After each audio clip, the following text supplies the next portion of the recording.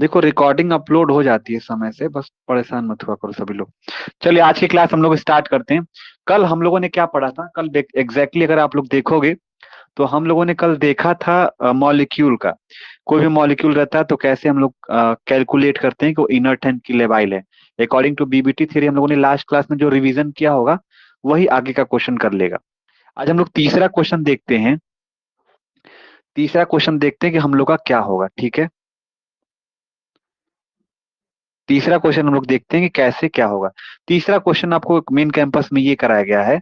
Fe, फिर मान लेते हैं कि H2O है, ठीक है। H2O का 6 है, क्योंकि आपको भी पता है कि जो बीबीटी थियरी के हिसाब से हम लोग ऑक्टाहेड्रल कॉम्प्लेक्स की ऑक्टा बीबीटी जो वैलिड होती है वो ऑक्टाहेड्रल कॉम्प्लेक्स में ही होती है। तो हमारे पास ये एग्जांपल दिया गया था FeH2O का 6। अच्छा इसको कैलकुलेट कर लो। तुम्हें पता है ये क्या होता है, तो कहोगे इसको x मान लेते हैं और प्लस वाटर का 0 होता है तो 0 गुणे में 6 कर लेते हैं और इज इक्वल टू बराबर में क्या हो गया +2। यानी कि अगर इसको कैलकुलेट करोगे तो x बराबर में क्या आ जाएगा, +2 आ जाएगा। यानी कि जो आयरन होता है, आयरन जो होता है, आयरन का जो इलेक्ट्रॉनिक कॉन्फ़िगरेशन होता है वो 26 होता है नॉर्मल जो हम जानते हैं। लेकिन हमारा क्या आ रहा है, Fe+2 आ रहा है। यानी कि अगर ये 26 आता है तो क्या होगा, कहोगे यहाँ पे आएगा सर 4s2 और यहाँ पे क्या आएगा 3d6 आएगा नॉर्मल इलेक्ट्रॉनिक कॉन्फ़िगरेशन। लेकिन इस पे जब कैलकुलेशन किए तो आयरन के पास +2 चार्ज आ गया। +2 चार्ज का मतलब ये हो गया कि हमारा यहाँ से इसमें से केमिस्ट्री में प्लस का मतलब क्या होता है, घाटा। तो अब इसमें से क्या होगा कि हम लोग दो ठो इलेक्ट्रॉन निकाल लेंगे। अब जब दो इलेक्ट्रॉन आप लोग निकाल लोगे तो कितना बचेगा बताओ। दो इलेक्ट्रॉन निकाल दोगे तो क्या बचेगा, कहोगे कि 4s 0 हो जाएगा और 3d क्या हो जाएगा, 6 हो जाएगा। यानी कि आप क्या निकाले, कहोगे कि सर डी में 6 निकालें। अच्छा अब यहाँ पे अब यहाँ पे पता करोगे कि अब ये आउटर ऑर्बिटल कॉम्प्लेक्स बनेगा कि इनर ऑर्बिटल कॉम्प्लेक्स बनेगा। तो मैंने आपको बताया था कि डी में 6 इलेक्ट्रॉन है ना। मतलब हमने आपको क्या बताया था कि अगर आगे के हैं D1 हो गया, D2 हो गया, D3 हो गया, ठीक है। अगर D1 हो गया, D3 और D2 और D3 हो गया तो हमेशा ये इनर्ट होते हैं। फिर और क्या मैंने बताया था कि अगर D8 होता है, D9 होता है और D10 होता है तो हमेशा क्या होता है, ये लेबाइल होता है। सॉरी, आउटर ऑर्बिटल कॉम्प्लेक्स होता है। आउटर ऑर्बिटल कॉम्प्लेक्स बनाता है और ये इनर ऑर्बिटल कॉम्प्लेक्स बनाता है, IOC। इनर ऑर्बिटल कॉम्प्लेक्स बनाता है, ये OOC बनाता है, मतलब आउटर ऑर्बिटल कॉम्प्लेक्स बनाता है। ये आप लोगों ने पढ़ भी लिया है। देखो अभी हमें ये ऐसा ना हो कि हमें बताना पड़े, ये चीज तुम्हें पिछले लेक्चर से तुम्हें याद होना चाहिए, ठीक है। तो अगर हम बात करते हैं तो ये चीजें तो हमारे अंदर नहीं है। हमारे क्या है, ये तीसरा वाला था, यानी कि D4 हो गया, D5 हो गया, D6 और D7 हो गया। मैंने ये बताया था कि इसमें हमें देखना होता है कि अगर हमारे पास D4 D5 D6 में अगर हमारे पास वीक फील्ड लिगेंड रहेगा तो क्या बनेगा, और अगर हमारे पास स्ट्रॉन्ग फील्ड लिगेंड रहेगा तो क्या बनेगा। तो मैंने क्या बताया था कि अगर वीक फील्ड लिगेंड रहता है इन सब में, अगर वो वीक फील्ड लिगेंड रहेगा बच्चों, अगर वीक लिगेंड रहता है तो हमारा जो कॉम्प्लेक्स बनेगा वो आउटर ऑर्बिटल कॉम्प्लेक्स बनेगा। अगर स्ट्रॉन्ग फील्ड लिगेंड होगा, स्ट्रॉन्ग फील्ड लिगेंड रहेगा, ठीक है। अगर ये स्ट्रॉन्ग फील्ड लिगेंड रहता है तो उस केस में हमारा क्या बनने वाला है, स्ट्रॉन्ग फील्ड लिगेंड के केस में हमारा क्या बनेगा, तो इनर ऑर्बिटल कॉम्प्लेक्स बनेगा। ठीक है, यहां तक क्लियर है। तो यहाँ पे अगर देखा जाए तो पानी जो वाटर मॉलिक्यूल होता है वो हमारा क्या होता है, एक तरीके से वीक फील्ड लिगेंड होता है। वाटर मॉलिक्यूल क्या है, एक तरीके से वीक फील्ड लिगेंड है। तो वीक फील्ड लिगेंड होने की वजह से आपका जो ये मॉलिक्यूल बनेगा वो कैसा बनेगा बताओ।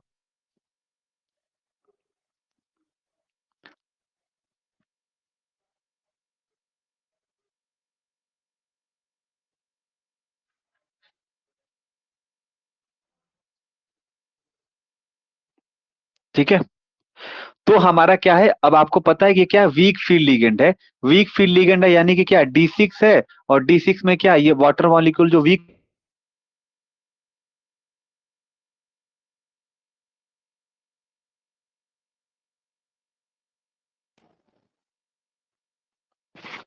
अभी स्क्रीन विजिबल है सभी लोगों में।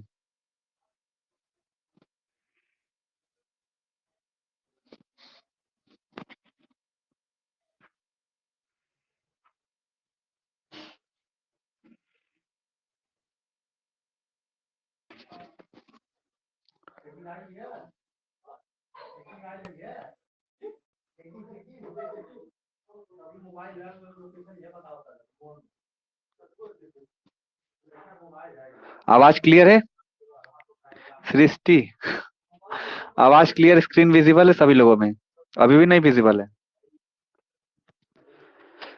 स्क्रीन विजिबल है कि नहीं है? भैया विजिबल है।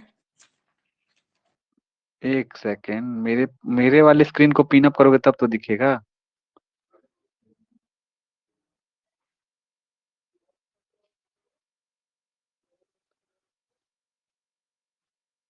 अभी देखो, चेक करो, विजिबल है?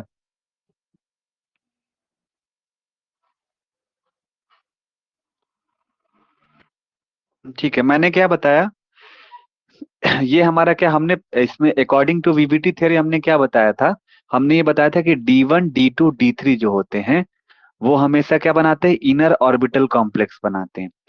डी लास्ट के जो होते हैं D8 D9 D10 होते हैं, वो क्या बनाते हैं अकॉर्डिंग टू दिस थ्योरी? वो हमारे बनाते हैं आउटर ऑर्बिटल कॉम्प्लेक्स बनाते हैं। ठीक है। और हमने क्या बताया था, D4 D5 D6 D7 जो होते हैं विजिबल नहीं है और किसके किसके में विजिबल नहीं है, जरा बताना। विजिबल है ही नहीं सभी लोगों में कि किसी में विजिबल है?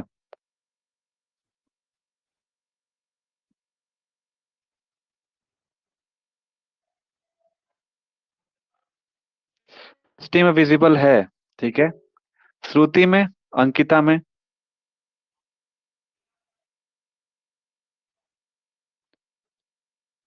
मतलब विजिबल है ना, कोई दिक्कत नहीं, अगर विजिबल है तो चलो आगे बढ़ो। तो मैंने क्या बताया था, अगर D4 D5 D6 D7 देखते हो तो हम लोग क्या बोलते हैं कि according to VBT theory D4 D5 D6 और D7 में हम लोग क्या कंपेयर करते हैं? हम लोग लिगेंड को देखते हैं। अगर हमारा नेचर, लिगेंड का जो नेचर होता है, अगर हमारा वीक फील्ड लिगेंड रहता है तो आउटर ऑर्बिटल कॉम्प्लेक्स बनाएगा। अगर हमारे पास फील्ड लिगेंड रहता है तो इनर ऑर्बिटल कॉम्प्लेक्स बनाएगा। तो हमारे क्वेश्चन में अगर देखो तो वाटर मॉलिक्यूल क्या हमारा एक तरीके का वीक फील्ड लिगेंड है। तो वीक फील्ड लिगेंड है तो D6 में हमारा क्या बनेगा, आउटर ऑर्बिटल कॉम्प्लेक्स बनेगा। आउटर ऑर्बिटल कॉम्प्लेक्स का जो हाइब्रिडाइजेशन होता है वो क्या होता है, sp3d2 होता है। क्या होता है? sp3d2 होता है। इनऑर्गेनिक की जो लेक्चर सीरीज होगी ना, जो मतलब जो अभी नए ज्वाइन होंगे तो पीछे से सीरियल वाइज से तुम लोग देख लोगे तो प्रॉपर तुम्हें समझ में आ जाएगा। ठीक है। तो ये क्या बना रहा है, sp3d2 बना रहा है, राइट? sp3d2 बना रहा है। तो sp3d2 हमारे पास है। अगर यहाँ पे देखा जाए तो सबसे पहले आप इसमें इसमें इलेक्ट्रॉन की फिलिंग कैसे आप करोगे? तो यहाँ पे सबसे पहले आप डी ब्लॉक बनाओगे, 1 2 3। अब जो डी ब्लॉक होता है उसके अंदर टोटल कितने घर होते हैं, तो 5 घर होते हैं। फिर उसके बाद क्या हो गया, एस ऑर्बिटल होता है। फिर उसके बाद क्या होता है, पी ऑर्बिटल होता है। ठीक है। लेकिन हम आउटर ऑर्बिटल कॉम्प्लेक्स यहाँ पे बना रहे हैं तो यहाँ पे फिर से आप डी लोगे। ठीक है, 1 2 3 4 5 हो गया। अब ये वाला जो डी ऑर्बिटल है इसके अंदर आप कितने इलेक्ट्रॉन भरोगे, 6 इलेक्ट्रॉन। 1 2 3 4 5, 6 इलेक्ट्रॉन हो गया। ठीक है। और इसके अब बाकी जितने हैं तो कहोगे एक एस ऑर्बिटल लिगेंड को ले लेगा, और उसके बाद पी जो रहेगा वो 3 लिगेंड को ले लेगा, और हमारे पास डी जो है वो 2 लिगेंड को ले लेगा। अब यहाँ पे अगर बात करते हैं, यहाँ पे मैंने क्या बताया था, यहाँ पे हमने यही बताया था। हमने यहाँ पे कोई वैकेंट ऑर्बिटल देखने को मिलता है। अगर यहाँ पे कोई वैकेंट ऑर्बिटल देखने को मिलता है तो क्या बनाएगा, लेबाइल बनाएगा कि इनर्ट बनाएगा?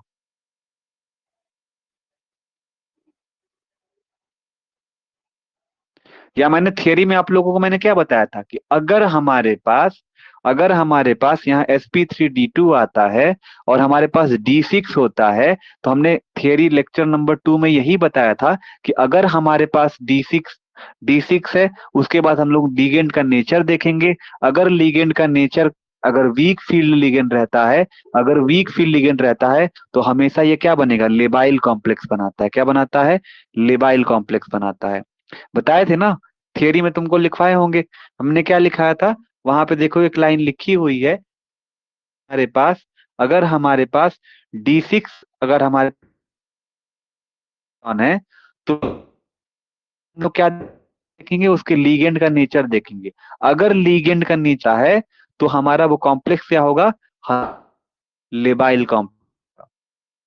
क्लियर है, कोई दिक्कत कोई परेशानी?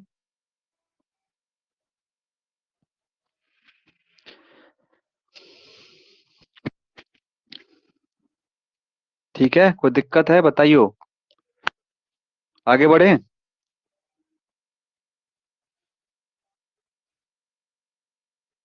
नहीं, कोई बोलता ही नहीं है। समझ में आ गया भाई।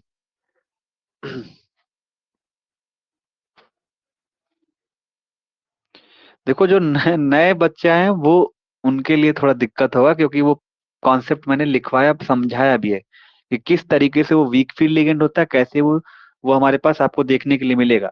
हमने बताया था ना कि अगर हमारे पास sp3d2 है, sp3d2 मतलब क्या हो गया, आउटर ऑर्बिटल कॉम्प्लेक्स। और हमने ये बताया था कि जो आउटर ऑर्बिटल कॉम्प्लेक्स होता है, उसमें जो मेटल और लिगेंड के बीच में जो बॉन्ड लेंथ होती है वो लॉन्गर होती है।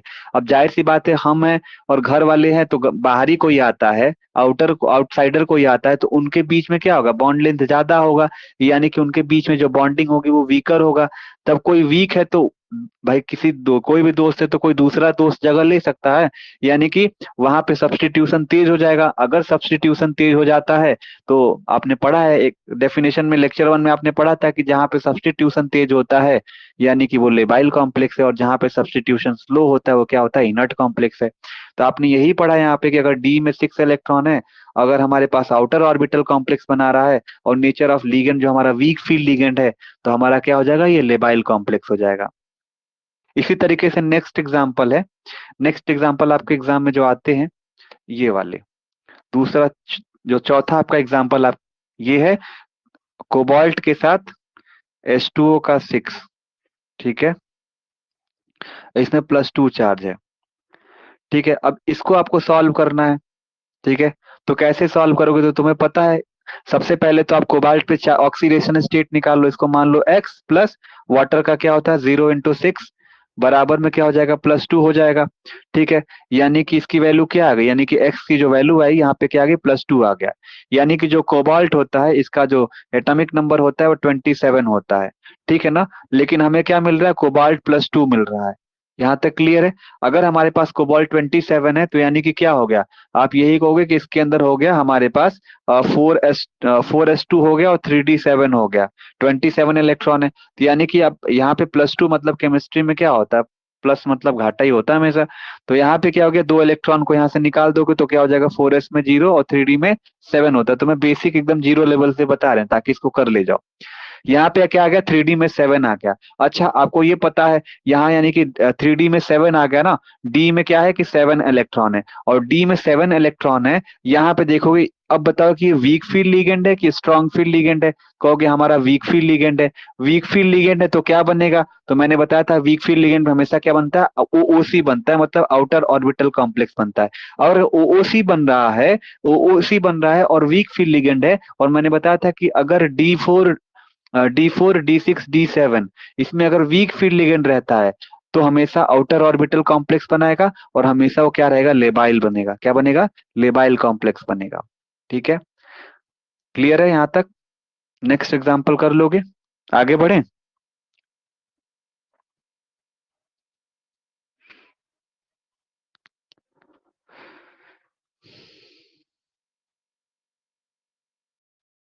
ठीक है, चलो आगे बढ़ते हैं।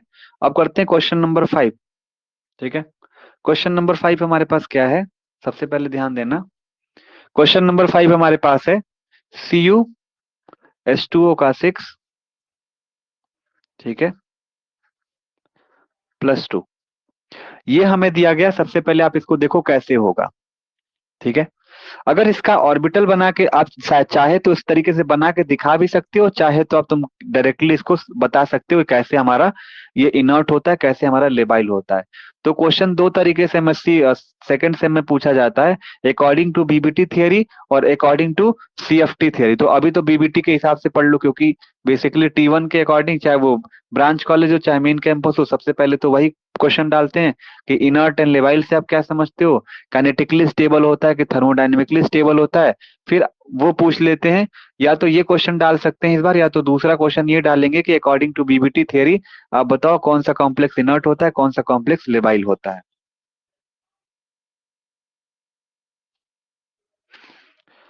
ठीक है, कोई दिक्कत कोई परेशानी, सृष्टि क्लियर है? हैं, आवाज क्लियर आ रही है, सब ठीक है? बताओ तुम ही लोग को हम पढ़ा रहे हैं, ठीक है। शर्म आ रही है हमें पढ़ाने में, है। चलो, कॉपर H2O का, CuH2O का 6 है। इसका जो भी न्यू स्टूडेंट इसके अंदर है, ठीक है, जो भी न्यू स्टूडेंट है इसके अंदर में, अ, उसको जो इनऑर्गेनिक के 1 2 3 4 उसमें रिकॉर्डिंग सेक्शन में पड़ी होगी। जब जाओगे आप क्लासरूम खोलोगे ना, तो उसके अंदर रिकॉर्डिंग सेक्शन आपको देखने के लिए मिलेगा। उस रिकॉर्डिंग सेक्शन में वीडियो 1 वीडियो 2 वीडियो 3 पड़ी होगी। चलो इसको करते हैं। CuH2O का 6 है, +2 चार्ज यहाँ पे दिया हुआ है, ठीक है। तो यहाँ पे सबसे पहले देखते हैं क्या हमारे पास, क्या कॉपर है। इसको पहले सॉल्व कर लेते हैं। अगर कुछ भी सॉल्व करोगे तो जो इसका ऑक्सीडेशन स्टेट आने वाला है, एक्स बराबर में क्या आएगा, +2 ही आएगा। यानी कि जो नॉर्मल कॉपर होता है, आप देखोगे तो इसके बारे में अगर बात करते हैं तो इसका जो एटॉमिक नंबर होता है वो 29 होता है, ठीक है, 29 होता है। क्लियर है। लेकिन हमारे पास क्या है, Cu+2 है। Cu+2 है, यानी कि इसकी जो d ऑर्बिटल है, अगर इसके अंदर देखा जाए d ऑर्बिटल के अंदर, तो इसके अंदर कितना इलेक्ट्रॉन आपको देखने के लिए मिलेगा। तो इसके अंदर आपको देखने के लिए मिलेगा, कितना मिलेगा बताओ, D8 मिलेगा कि D9 मिलेगा।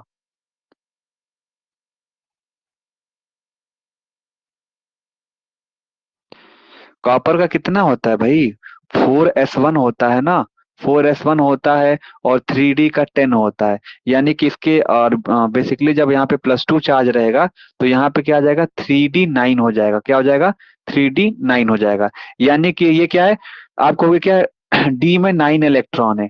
डी में 9 अगर इलेक्ट्रॉन है, तो आपने क्या पढ़ा है कि हमारे पास अगर D8 आ जाता है, या D9 आ जाता है, या D10 आ जाता है, तो अकॉर्डिंग टू बीबीटी थियरी, ये हमेशा क्या बनाएंगे, ये हमेशा बनाएंगे आउटर ऑर्बिटल कॉम्प्लेक्स बनाएंगे। हमेशा क्या बनाएगा, आउटर ऑर्बिटल कॉम्प्लेक्स बनाएगा। अगर ये आउटर ऑर्बिटल कॉम्प्लेक्स बनाएगा, तो आपने बताया क्या था कि जितने भी D8 D9 D10 वाले होते हैं ना, ये अगर D9 रहता है, D8 रहता है, D10 रहता है, तो आउटर ऑर्बिटल कॉम्प्लेक्स बनाता है। और ये हमेशा क्या होते हैं, लेबाइल होते हैं। क्या होते हैं, हमेशा ये लेबाइल होते हैं। ठीक है, कोई दिक्कत कोई परेशानी यहाँ तक कर लोगे।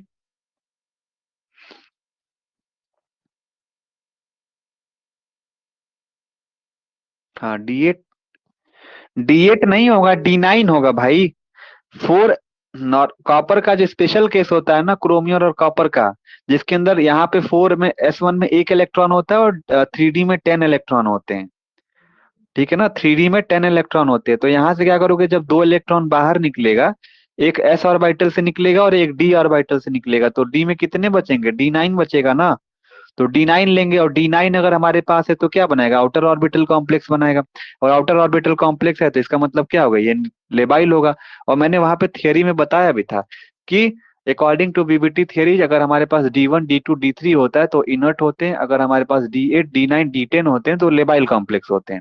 उसके बाद आते हैं D4 D6 D7 अगर आते हैं, तो यहाँ पे हम लोग इनर्ट एंड लेबिलिटी किस पे डिपेंड करता है, तो उसके लिगेंड के नेचर पे डिपेंड करता है। अगर वीक फील्ड लिगेंड रहेगा तो लेबाइल होगा, अगर स्ट्रॉन्ग फील्ड लिगेंड रहेगा तो इनर्ट होगा।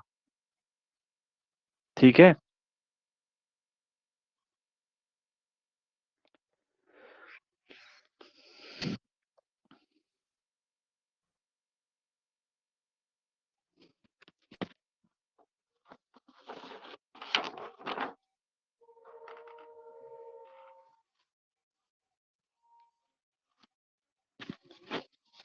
ये जितने भी बच्चे यहाँ पे 6 7, सब श्यामा प्रसाद SPM वाले हैं, ठीक है, SPM के स्टूडेंट हैं। ठीक है, तुम इन लोगों के बीच में हम अपनी बहन को भी इसी में ऐड करके पढ़ा रहे हैं, सृष्टि को। हम्म। तो चलो ठीक है, यहाँ पे स्टार्ट करते हैं। इनर्टेलेबिलिटी हो गया ना, यहाँ तक कोई दिक्कत है, कोई परेशानी, आगे बढ़े। एक क्वेश्चन तुम लोग को हम देते हैं।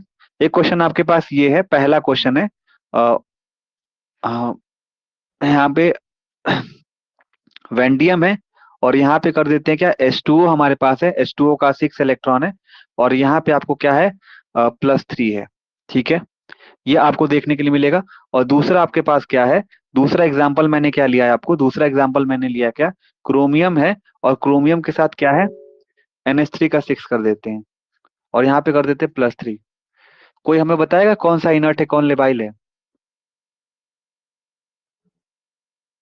एनीवन? यहाँ पे बताओगे कौन इनर्ट होता है, कौन लेबाइल होता है? तो आपको मैंने कल एक क्वेश्चन कराया था वेंडियम के रिलेटेड। हमें पता है कि वेंडियम में अब जब इसको सॉल्व करोगे तो जो इसका ऑक्सीडेशन स्टेट आएगा वो +3 आएगा। अब आपको पता है जो वेंडियम होता है उस पे क्या आता है, +3 चार्ज आता है। क्या आता है? +3 चार्ज आता है। +3 चार्ज आया, इसका मतलब क्या हो गया? यानी कि वेंडियम क्या होता है, इसका जो एटॉमिक नंबर होता है वो 23 होता है। मैंने कल भी बताया था। अगर 23 इसका एटॉमिक नंबर है तो आप इसमें क्या बताओगे? अगर 23 है तो अगर नॉर्मल वैंडियम अगर देखा जाए तो इसका इलेक्ट्रॉनिक कन्फिग्रेशन करते हो तो 4s2 होता है और 3d3 होता है। लेकिन आपको 3 इलेक्ट्रॉन आप बाहर कर दोगे यहाँ से। जब 3 इलेक्ट्रॉन बाहर कर दोगे तो उसके डी ऑर्बिटल में कितने बचेंगे? 2 ही इलेक्ट्रॉन बचेंगे ना। यानी कि 2 इलेक्ट्रॉन बचेंगे। तो आपको मैंने क्या बताया था कि अगर D1 रहता है, D2 रहता है और D3 रहता है तो हमेशा वो क्या बनाएगा? आप कहोगे कि आईओसी इनर ऑर्बिटल कॉम्प्लेक्स बनाता है। इनर ऑर्बिटल कॉम्प्लेक्स मतलब क्या हो गया? यानी कि ये बनाएगा D2sp3 बनाएगा। तो हमें तो ये पता चल गया कि आईओसी बनेगा। आईओसी मतलब इनर ऑर्बिटल कॉम्प्लेक्स बनेगा। तो पहले आप बना लो। इसको सॉल्व करने का तरीका कि पहले बना के चेक कर लो। ये 3 हो गया, 1 2 3 4 5 घर हो गए। एस में 1 घर हो गया और पी में 3 घर हो गए। ठीक है ना। आपको क्या पता है? आपने बताया कि डी में 2 इलेक्ट्रॉन दे दिए। 2 इलेक्ट्रॉन दे दिए क्या है? तो आपने बताया था कि 2 अनहाइब्रिड ऑर्बिटल है। क्या है? ये दोनों अनहाइब्रिड ऑर्बिटल होते हैं। क्या होते हैं? अनहाइब्रिड ऑर्बिटल होते हैं। ये अनहाइब्रिड और हाइब्रिड ऑर्बिटल होते हैं। और फिर आपने क्या बताया? जो लिगेंड ऑक्यूपाई कर रहा है, डी में 2 इलेक्ट्रॉन ऑक्यूपाई कर रहा है, एस में मतलब 1 ऑर्बिटल ऑक्यूपाई कर रहा है और पी में 3 लिगेंड ऑक्यूपाई कर रहा है। लेकिन इसके पास एक वैकेंट ऑर्बिटल भी देखने के लिए मिल रहा है। तो मैंने बताया था अकॉर्डिंग टू वीवीटी थ्योरी, अगर हमारे पास अनहाइब्रिडाइज ऑर्बिटल देखने को मिल जाए, उसके पास लो एनर्जी देखने के लिए मिल जाए, और तीसरा अगर कोई वैकेंट ऑर्बिटल देखने के लिए मिल जाए, वैकेंट ऑर्बिटल देखने के लिए मिल जाता है, तो उस केस में क्या होता है? उस केस में क्या होता है? जहां पे भी अगर आपको वैकेंट देखने के लिए मिल जाता है तो क्या हो जाएगा? वो लेबाइल कॉम्प्लेक्स हो जाएगा। अगर वैकेंट देखने को नहीं मिला तो क्या हो जाएगा? वो इनर्ट हो जाएगा। जैसे दूसरा वाला एग्जाम्पल लिए हैं, दूसरा वाला एग्जाम्पल हमारे पास ये है। हाँ, D2 हमारे पास है। D2 हमारे पास है ना, तो D2 में हम लोग देखते हैं कि क्या बनेगा। तो आईओसी बना, इनर ऑर्बिटल कॉम्प्लेक्स बना। और जब इनर ऑर्बिटल कॉम्प्लेक्स बना है, मैंने वहां पे कॉन्सेप्ट लिखाया था वहां पे कल। कल हमने बताया था कि अकॉर्डिंग टू वीबीटी थ्योरी, अगर किसी कॉम्प्लेक्स के पास एनर्जी लो होती है, अनहाइब्रिडाइज ऑर्बिटल होता है, वैकेंट ऑर्बिटल होता है, तब तो लेबाइल हो जाएगा। अगर उसके पास क्या होगा? अगर उस मॉलिक्यूल के पास लो एनर्जी भी नहीं है और वैकेंट ऑर्बिटल भी नहीं है, तब वो इनर्ट हो जाएगा। जैसे दूसरा एग्जांपल इसका लेते हैं। तो आप इसको जब सॉल्व करोगे तो आपको पता है कि क्रोमियम के जो क्रोमियम होता है, इसका जो एटॉमिक नंबर होता है वो 24 होता है, आपको भी पता है। लेकिन अगर क्रोमियम पे +3 चार्ज आ जाएगा तो आपको भी पता है इसके डी ऑर्बिटल में कितने इलेक्ट्रॉन बचेंगे। तो कहोगे यहाँ पे डी में 3 इलेक्ट्रॉन बचेंगे। क्या बचेंगे? डी में 3 इलेक्ट्रॉन बचेंगे। अगर डी में 3 इलेक्ट्रॉन अगर हमारे बचते हैं तो आपको भी पता है यहाँ पे पहले तो डी में 3 इलेक्ट्रॉन है। अब मैंने बताया था कि D1 D2 D3 जो होता है अकॉर्डिंग टू बीबीटी थ्योरी वो क्या बनाता है? तो इनर ऑर्बिटल कॉम्प्लेक्स बनाता है, आईओसी बनाता है। आईओसी मतलब क्या हो गया? D2sp3 इनर ऑर्बिटल कॉम्प्लेक्स बनाएगा। तो पहले तो आप डी ऑर्बिटल लिख देख लो, 1 2 3 4 5 घर हो गया, एस में 1 घर हो गया और पी में 3 घर हो गया। ठीक है। और आपको पता है यहाँ पे डी में कितने इलेक्ट्रॉन है? तो 1 2 3 इलेक्ट्रॉन है। अब उसके बाद क्या हो गया? लीगेंड हमारा डी का 2 ठो लेगा, एस का 1 ठो लेगा और पी का 3 ठो लेगा।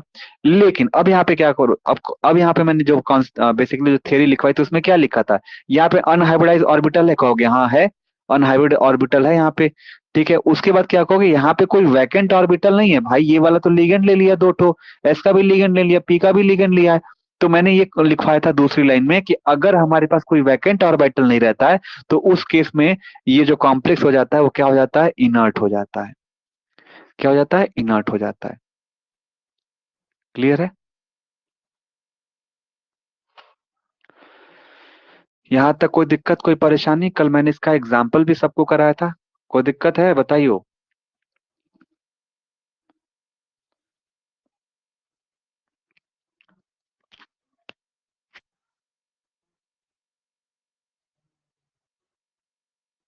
कर ले जाओगे ना?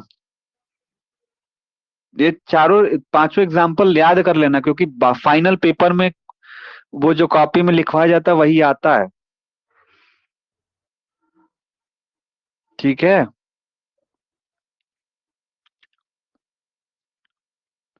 चलो आगे बढ़ते हैं।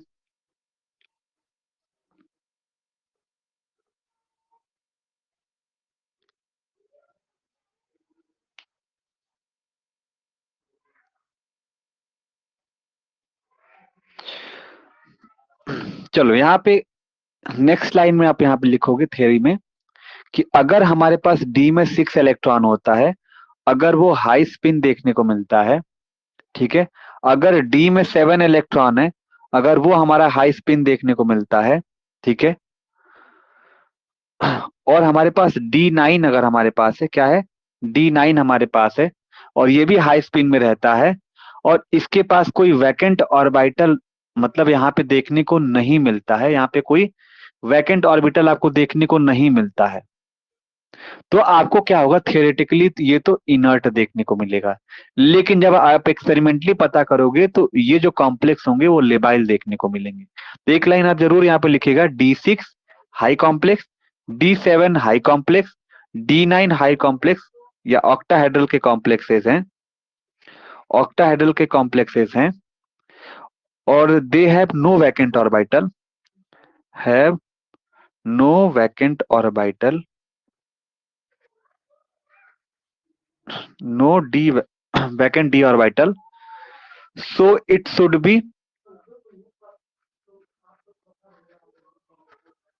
inert, ठीक है, वो इनर्ट होंगे, लेकिन एक्सपेरिमेंटली जब आप देखोगे तो वो आपको लेबाइल देखने को मिलेंगे,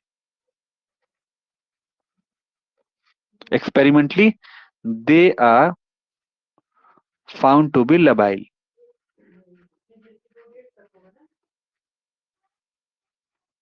ठीक है, तो आज की क्लास हम लोग यहीं पे ये सारे प्रॉब्लम को सॉल्व कर लेना, यहीं तक आपका CFT था। कल वाले क्लास में हम लोग देखेंगे liability and inertness on the basis of crystal field theory. तो जो भी न्यूमेरिकल यहाँ से आने होंगे यही 4-5 न्यूमेरिकल रहेंगे और थियरी यही इतना ही लिखना रहेगा एग्जाम के अंदर कि कौन सा कंपाउंड इनर्ट होता है, कौन सा कंपाउंड लेबाइल होता है on the basis of BBT। तो BBT थियरी के हिसाब से तुम्हारा यहाँ पे इतना ही रहेगा। ठीक है, तो नया वाले जो नया टॉपिक है कल हम लोग स्टार्ट करेंगे, इसको हम लोग यहीं पे रोकते हैं। अगर कुछ चीजें नहीं समझ में आती तो तुम लोग पूछ लेना। ठीक है, एक बार आराम से बैठ के सारे क्वेश्चन को जब सॉल्व करोगे तो तुम्हें ये सारे क्वेश्चन तुमसे सॉल्व हो जाएंगे। ठीक है, जो पेपर होंगे प्रीवियस ईयर पेपर होंगे, अगर जो भी VBT पे आए क्वेश्चंस हैं उसको सॉल्व कर लेना तुम लोग अच्छे तरीके से, कौन सा इनर्ट होता है, कौन सा लेबाइल होता है, या कोई भी कॉम्प्लेक्स होगा खुद से लेके बैठ के सॉल्व करने की कोशिश करो, अगर नहीं आएगा तो पूछ लेना। ठीक है, ठीक है, लेफ्ट कर जाओ। और जो नए स्टूडेंट हैं वो रिकॉर्डिंग सेक्शंस में क्या होगा, तुम्हारी लेक्चर सीरीज पड़ी होगी ऑर्गेनिक इनऑर्गेनिक की, तो उसको कंप्लीट कर लेना। ठीक है, लीव कर जाओ।